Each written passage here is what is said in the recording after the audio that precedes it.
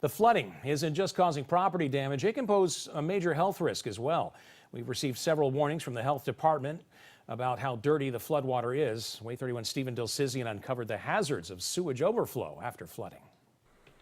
Flooded homes, streets, and rivers are something Andre Parker hasn't seen in North Alabama before. I've never seen this lake or lakes flood before, especially to the point of road closures. Parker likes to fish in his free time, but environmentalists say after a major flooding, the waters become a public health hazard. Whenever we have heavy rain events and flooding, the amount of pollution discharges increases exponentially. David Whiteside with the Tennessee Riverkeeper tells me his team counted more than 220 sanitary sewage overflows in the past 2 weeks throughout North Alabama.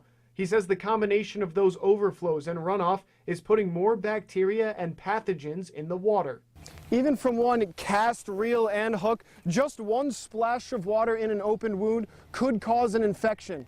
I do kind of prick my hand sometimes on the hooks, and that's concerning. According to the Centers for Disease Control and Prevention, contaminated waters after a flood can lead to infections, skin rashes, and even tetanus. Anybody that has open wounds or comes in contact with the water, especially with your face or your orifices, they can get sick or they can have their open wounds infected. Sewage overflow also contaminates the fish. If eaten or not cleaned properly, it could cause a severe stomach illness.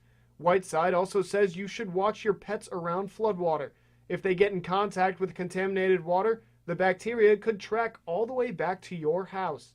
Plenty of these sewage overflows are still happening right now. This is an active map by the Alabama Department of Environmental Management.